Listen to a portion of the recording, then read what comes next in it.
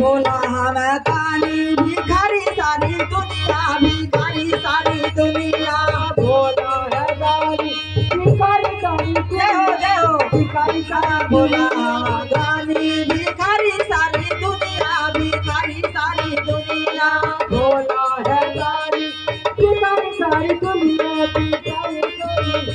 अरे दुनिया के तू कहरा कोरा कोरा लेला लेला हो भोला के नाम थोड़ा थोड़ा लेला लेला हो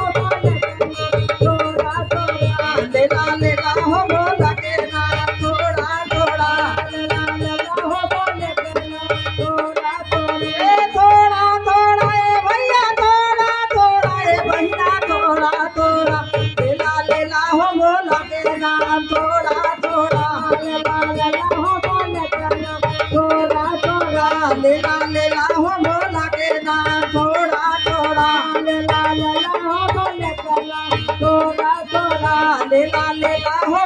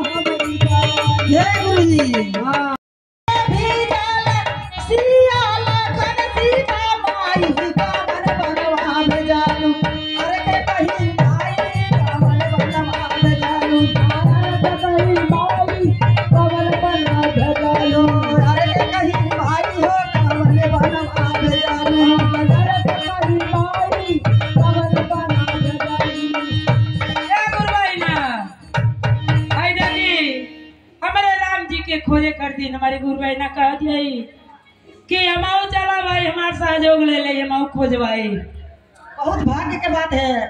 कि हमारे गुरु बहिना राम जी के खोजे चाहिए खोजवावे। बहुत भाग्य के बात है कि जैसे जैसे भगवान की समय बदल गई वैसे वैसे हमारे गुरु बहिना के बारी फुलवारी भुलाई है। श्री गुरु महाराज हमेशा जहाँ रहे बाल गोपाल के निमन रहे। अरे के कही माई कावन बनवा भेजालू अरे के कही माई कावन बनवा भेजालू अरे के कही माई कावन बनवा भेजालू अरे के कही माई कावन बनवा भेजालू अरे के कही माई कावन बनवा अरे के कही माई कावन बनवा भेजालू अरे के कही माई कावन बनवा भेजालू भूख लागी त कहाँ भोजन पैया प्यास लागी कहाँ पानी अरे भूख लागी भोजन कहाँ पैया प्यास लागी कहाँ पानी भूख लागी त कहाँ भोजन पैया प्यास लागी कहाँ पानी अरे भूख लागी भोजन कहाँ पैया प्यास लागी कहाँ पानी अरे नींद लागी त कहाँ आसन पैया प्रभ हमारा भाई कावन बनवा भेजालू अरे के कही भाई कावन बनवा भेजालू अरे के कही भाई कावन बनवा भेजालू अरे के कही भाई कावन बनवा भेजालू अरे के कही भाई हो कावन बनवा भेजालू अरे के कही भाई हो कावन बनवा भेजालू अरे के कही भाई हो कावन बनवा भूख लागी त कंदा बोला फल खैया प्यास लागी कुइया पानी अरे भूख लागी फल फल खैया प्यास लागी